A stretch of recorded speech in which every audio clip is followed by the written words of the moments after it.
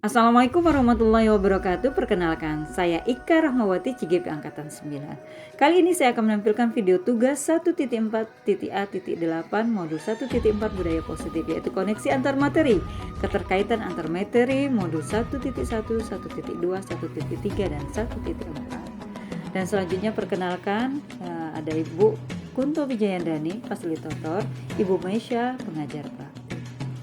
Oke, kita masuk dalam keterkaitan antar materi. Modul 1.1 tentang filosofi pikiran KHD, kemudian modul 1.2 tentang nilai dan peran guru penggerak, modul 1.3 visi guru penggerak, dan modul 1.4 budaya positif. Selanjutnya ada pertanyaan ya. Yang pertama adalah kesimpulan keterkaitan antar materi. Kesimpulan mengenai peran saya dalam menciptakan budaya positif di sekolah dengan menerapkan konsep-konsep inti seperti disiplin positif, motivasi perilaku manusia yaitu berupa hukuman dan penghargaan, posisi kontrol institusi, keyakinan sekolah atau kelas, segitiga institusi, dan keterkaitannya dengan materi sebelumnya yaitu filosofi pendidikan nasional KHD, nilai dan peran guru penggerak, serta visi guru penggerak. Nah, di sini peran saya dalam menciptakan budaya positif sangatlah besar dan penting di sekolah. Amanah saya sebagai guru bimbingan dan konseling yang bertugas memberikan layanan bimbingan dan konseling di sekolah dalam mewujudkan budaya positif. Saya bisa berkolaborasi dengan kepala sekolah, wakil kepala sekolah, wali kelas, dan rekan guru terkait budaya positif di sekolah. Saya tidak melakukan praktik hukuman kepada para peserta didik. Ini dalam mewujudkan filosofi KHD, maksimalkan nilai dan peran guru penggerak, dan mewujudkan visi guru penggerak, yaitu memberikan pembelajaran yang berpihak pada murid. Selanjutnya adalah pertanyaan refleksi yang kedua, ya, sejauh mana pemahaman Anda tentang konsep-konsep inti yang telah saya pelajari di modul ini, yaitu disiplin positif, teori kontrol, teori motivasi, hukuman, dan penghargaan, posisi kontrol guru, kebutuhan dasar manusia, keyakinan kelas, dan segitiga restitusi. Adakah hal-hal yang menarik untuk Anda dan di luar dugaan? Disiplin positif merupakan usaha menerapkan nilai-nilai universal yang cara yang baik sehingga menghasilkan dampak yang lebih baik dan signifikan dengan hasil yang diharapkan.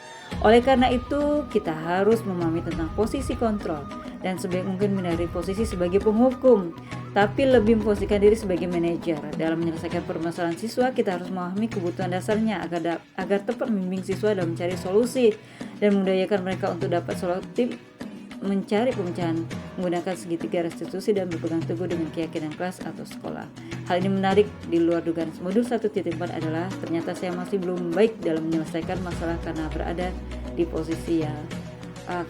belum berada di posisi manajer. Ya. Pertanyaan yang ketiga, refleksi, yaitu perubahan apa yang terjadi pada cara berpikir saya dalam menciptakan budaya positif di kelas maupun sekolah saya setelah belajar modul ini.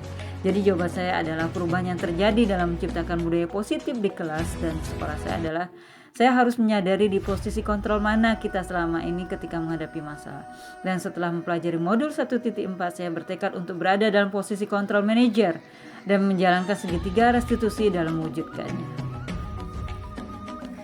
Selanjutnya adalah pertanyaan refleksi yang keempat. Ya, ini pengalaman seperti apakah yang pernah Anda alami terkait penerapan konsep-konsep inti dalam modul budaya positif baik di lingkungan kelas maupun sekolah saya? Jadi jawabannya adalah pengalaman saya pernah saya alami menerapkan budaya positif di kelas adalah saya tidak marah dan menghukum siswa ketika satu kelompok tidak selesai tepat waktu mengerjakan tugas dikarenakan mereka banyak bermain-main. Saya meminta mereka melakukan refleksi, menginventaris hal-hal yang membuat mereka gagal menyelesaikan tugas tepat waktu dan ternyata hal tersebut sangat efektif. Mereka menyadari kesalahan mereka dan segera memperbaiki kesalahannya dan kemauan mereka sendiri. Namun saya juga pernah menjadi guru penghukum beberapa tahun yang lalu ya. Jadi pernah merasakan menjadi guru penghukum ya.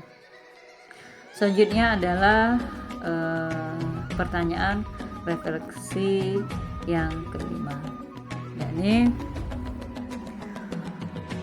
bagaimanakah perasaan saya ketika mengalami hal-hal tersebut? Perasaan saya ketika mengalami hal tersebut adalah merasa baik-baik saja, merasa enjoy ketika saya menjadi penghukum beberapa tahun lalu karena meyakini bahwa itu adalah cara terbaik menaklukkan siswa. Saya merasa berhasil ketika siswa takut kepada saya atau siswa taat kepada saya.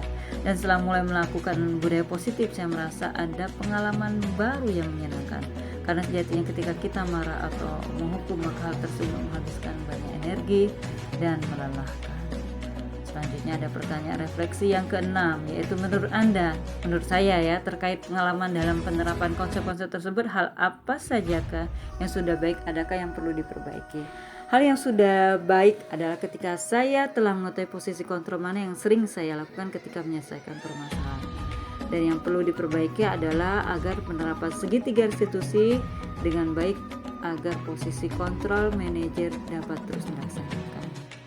Selanjutnya adalah pertanyaan refleksi yang ketujuh.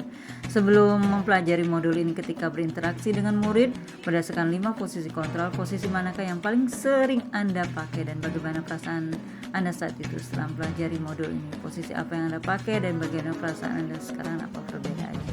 Jadi sebelum mempelajari modul ini, di antara 5 posisi kontrol tersebut yang sering saya lakukan adalah penghukum, pembuat merasa bersalah dan tidak menjadi teman. Perasaan saya saat itu biasa saja karena merasa memang hal tersebut yang paling efektif untuk membuat para siswa disiplin. Namun setelah mempelajari modul ini, saya mulai menerapkan posisi manajer dan perasaan saya lebih bahagia, lebih enjoy karena tidak begitu menghabiskan energi untuk marah atau menghukum. Bahkan saya merasa bisa mengontrol emosi saya sendiri ya. Selanjutnya adalah pertanyaan refleksi yang ke-8. Ya, ini pertanyaannya adalah, sebelum mempelajari modul ini, pernahkah Anda menerapkan segitiga restitusi ketika menghadapi permasalahan murid Anda? Jika iya, tahap mana yang Anda praktekkan dan bagaimana Anda mempraktekannya?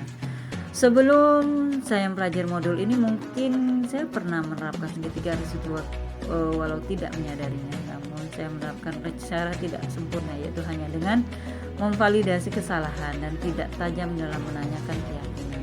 Saya mempraktikkannya dengan menanyakan kembali kesalahan yang mereka lakukan serta meminta mereka untuk tidak mengulanginya karena tidak sesuai dengan aturan. Ya, saat itu saya belum memahami modul 1.4 tentang budaya positif ya. Selanjutnya adalah pertanyaan refleksi yang ke-9 yang terakhir ya. Selain konsep-konsep yang disampaikan dalam modul ini, adakah hal-hal lain yang menurut Anda penting untuk dipelajari dalam proses menciptakan budaya positif baik di lingkungan kelas maupun sekolah? Hal lain yang penting untuk dipelajari untuk menciptakan budaya positif baik di lingkungan kelas maupun sekolah adalah bagaimana menemukan nilai-nilai universal yang akan dicapai melalui keyakinan kelas atau pun sekolah. Lalu bagaimana menciptakan indikator keberhasilan terhadap budaya positif yang dilakukan baik di kelas ataupun sekolah. Dan saya harus dilakukan adalah terus belajar bersama dengan seluruh warga sekolah, terus berkolaborasi dengan pemangku kepentingan agar tantangan-tantangan yang muncul dapat diselesaikan dengan baik ya, sehingga tercapailah budaya positif di lingkungan sekolah dan juga di kelas. Oke, demikianlah pertanyaan refleksi dari saya, jawaban-jawabannya, koneksi antar materi modul 1.4. Semoga bermanfaat. Terima kasih. Salam guru penggerak, tergerak, bergerak, dan menggerakkan. Wassalamualaikum warahmatullahi